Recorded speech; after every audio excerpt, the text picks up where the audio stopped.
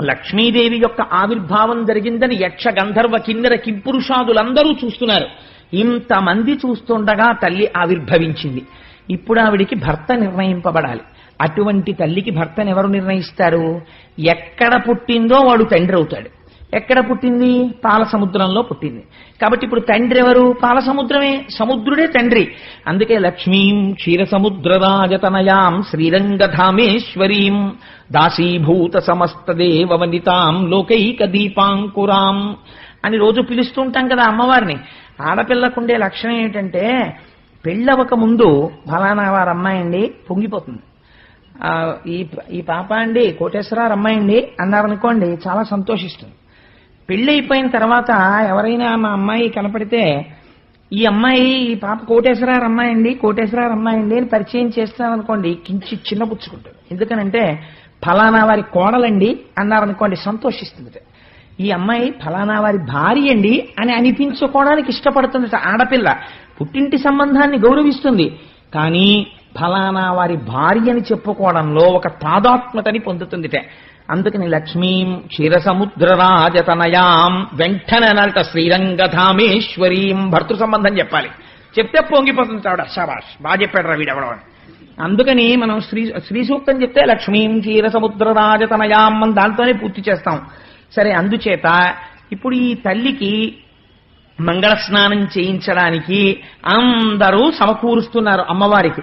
తరుణికి మంగళ స్నానం బుసేయింతమని పెట్ట ఇంద్రుడనర్ఘమైన మణిమయ పీఠంబు మంగళవతులైన వేలు పొగరితలు విమలతోయ పూర్ణంబులయ్యున్న పుణ్యాహ కలశంబులిడిరి పల్లవములనిచ్చ భూమి కడిమి గోవులు పంచ గవ్యములనిచ్చే మలసి వసంతుడు మధువసంగి మునులు కల్పంబు చెప్పిరి మొగిలుగములు పణవ గోముఖ కాహళ పటహ మురజ శంఖ వల్లకి వేణు నిస్వనములిచ్చే పాడిరాడిరి గంధర్వపతులు సతులు పండిత సూక్తులతోడిత తుండంబులు సాక్షి తీర్థతోయములెల్లన్ కుండముల ముంచి దిగ్వే దండంబుల జలక మార్చ తరుణీమణికిన్.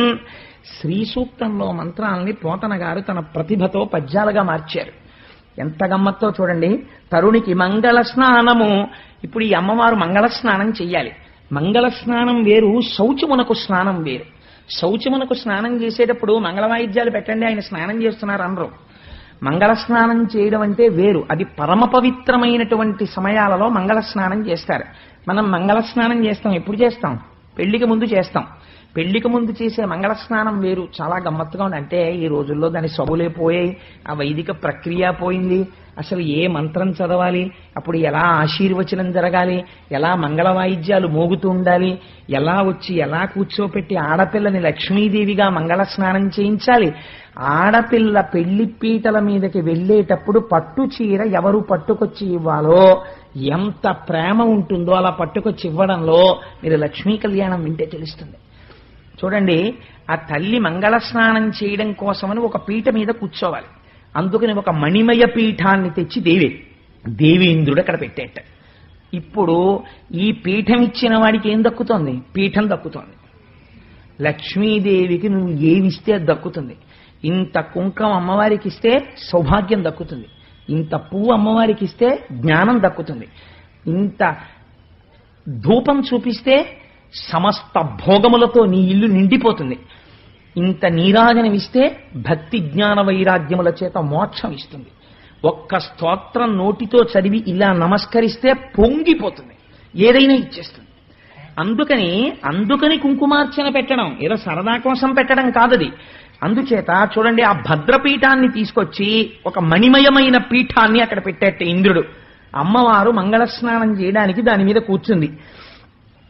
ఇప్పుడు ఇలా తీసుకొచ్చి పీఠం పెట్టగానే దాని మీద కూర్చున్న అమ్మవారు స్నానం చెయ్యడం కోసమని నీళ్లు పట్టరావాలి. ఎవరు పట్టరావాలి అంటే పసుపు కుంకుమలకు ఢోకా లేకుండా చాలా దీర్ఘకాలం నుంచి పసుపు కుంకుమలతో ఉన్నటువంటి యువతులు ఆ నీరు తీసుకొచ్చి అక్కడ పెట్టారట. మీరు జ్ఞాపకం పెట్టుకోండి, ఇక ముందు మీ ఇళ్లలో పెళ్లిళ్లు జరిగినప్పుడు మీ కొడుక్కి పెళ్లి చేసినా మీరు నియమం చెప్పండి, మా కోడలకి మాత్రం మంగళ స్నానం ఇలా చేయించాలమ్మా, కట్నం కానుక తర్వాత మీ ఇంటికి లక్ష్మి వస్తోంది, ఇలా స్నానం చేయించండి అని చెప్పండి.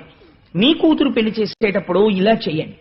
మంగళప్రదమైనటువంటి ఐదోతనం ఉన్నటువంటి స్త్రీలు ఆ నీరు పట్టుకుని అక్కడికి రావాలి.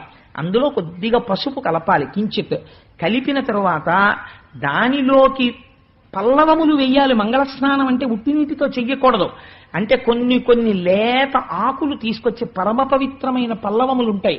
ఓ మావిడాకో, కనీసం మిగిలినవన్నీ లేకపోయినా ఓ 2 మావిడాకులన్నా వెయ్యాలి. అందులో పల్లవములు వెయ్యాలి. పల్లవములు వేయడం చేత జలములు మంగళ స్నానములకు యోగ్యములవుతాయి.